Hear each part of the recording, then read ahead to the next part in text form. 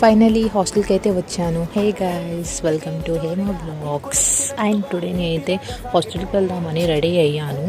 అక్కడ మా బిట్టు అయితే నా వెనక్కే వస్తున్నాడు, నన్ను వెళ్ళనివ్వట్లేదు. సో నేనైతే వాడి నుంచి అయితే తప్పించుకొని అయితే బస్ స్టాండ్కి అయితే వచ్చాను. అండ్ లిటరల్లీ మనం ఎక్స్ప్రెస్కి ఎంత అవాయిడ్ చేయాలో డిలక్స్ కూడా అంతే చేయాలి. ఇంకా అట్ లాస్ట్ నాకైతే సీట్ దొరికింది.